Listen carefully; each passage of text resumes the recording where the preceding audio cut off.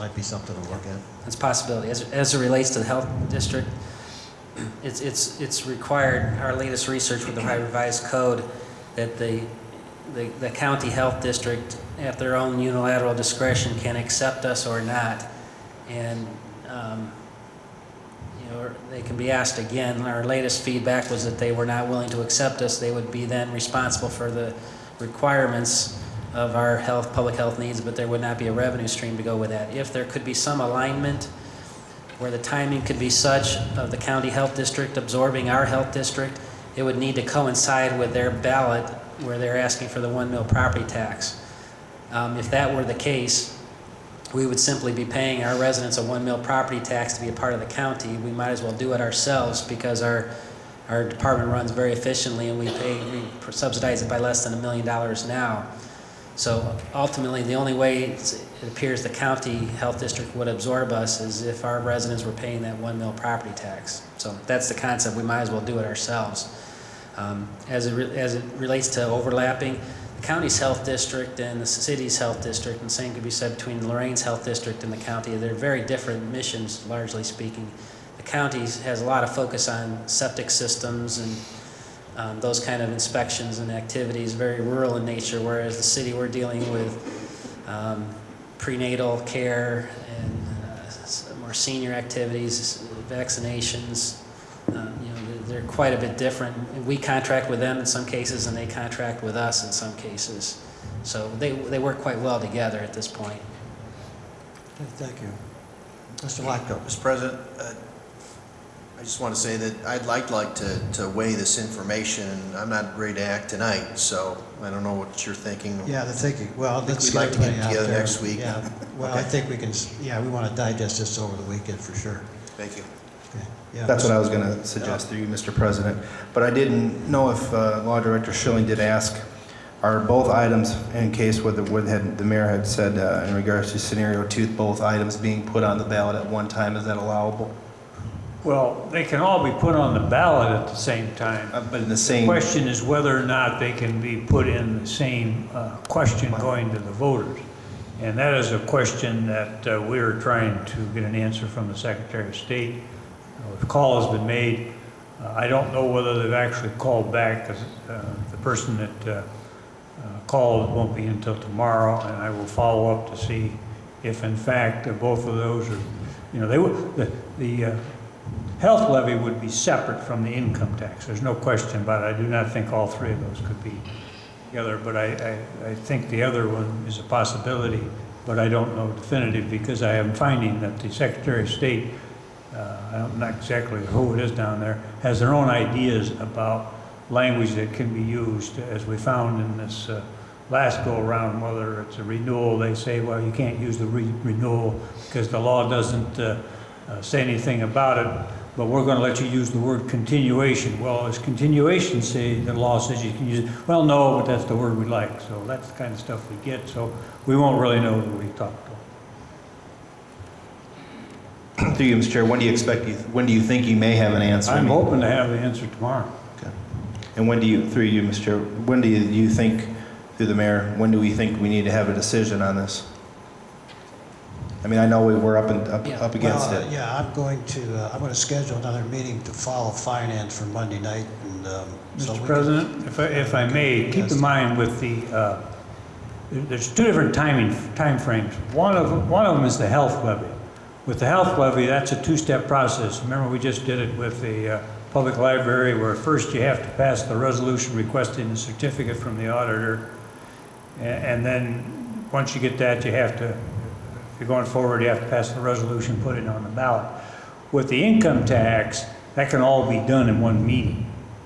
And the deadline for filing is February 19th. Okay. Okay, very good. Yes. Mr. Brubeck, Mr. Kircher, who's up? I'm going to make, I guess, a statement before I ask a question.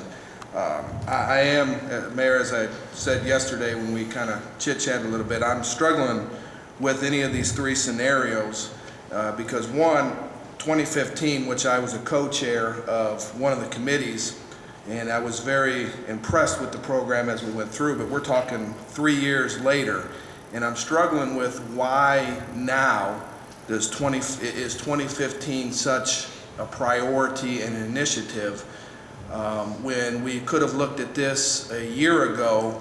And in fact, a year ago, we did have a levy on the ballot, and we did a poor job of promoting it and went down miserably. Now, a year later, we find ourselves potentially cutting 60 people, including a ton of part-time folks, and doing away with Parks and Rec program. Piggybacking off of Mr. Gibbs's suggestion or thought process, I would like us to take a look at protecting what we currently have, as opposed to moving forward with some of these things, which are certainly great, but we were looking at 6 weeks ago of laying off 12 police officers, and now we're talking about potentially raising some money to hire 7 more, which I certainly agree we need. But we're in a position now that we're $3 million short, and I would like us to take a look at is how we can put something temporary out there that would protect this $3 million and get us over this little hump that we're going to be in. As you stated, the economy is going to turn around. It's not going to turn around in the next 12 months. But when we talk about moving this money and dedicating it to certain places, that's a lot of issues and complaints that I hear from folks is we tend to get money and we get it in and it says it's dedicated to something, and then we pull it off and move it somewhere else, and there are people out there that are concerned about that, and we are going to dedicate some money, but again, I would like us to take a look at, if possible, putting something out there that would generate enough money to keep what we have, as opposed to looking at some of these other items on here.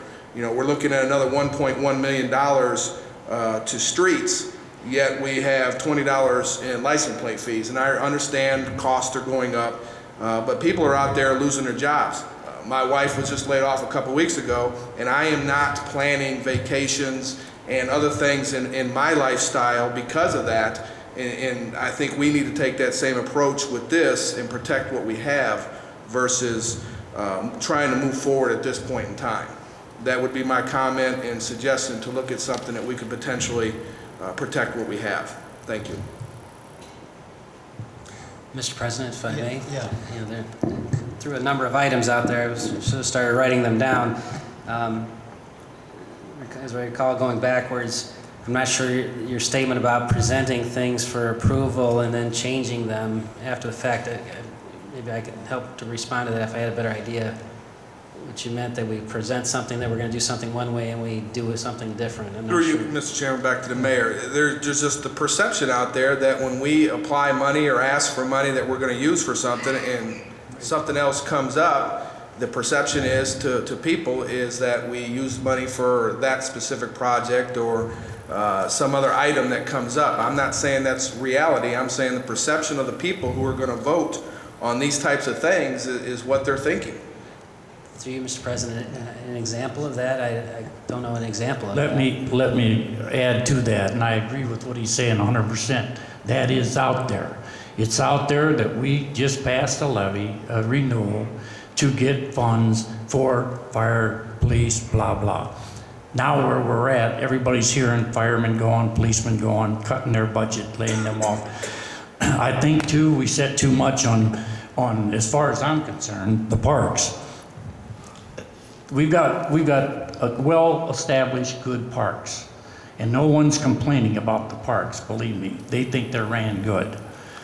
And I think we keep emphasizing, or you do, Mayor, police, firemen, and parks, police, firemen, and parks. They're not the only departments in the city, but definitely your safety forces have to stay. And these people are saying that, look, you just said this, safety first, now look what you're doing. The first thing you're talking about cutting is safety. They haven't heard nothing about park cuts though, but safety and the fire department and the police department. And their feeling is they've been lied to. They've been lied to by us, they've been lied to by you, and now we're going back here again, and that's why I have to say right now, and Mr. Schilling is right on what he said, because the last time we put the extra money on for the police department, the question I asked is, wait a minute, We're not passing this and going ahead then and, okay, they got 1/4%, now we're gonna take 1/4% from the general fund that they're usually getting.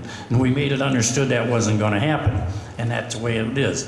And this is the way this stuff's gonna happen. Whoever comes down for my vote, it better be plain English, and everybody's gonna understand it, and we're gonna do it, or I won't be no part of it.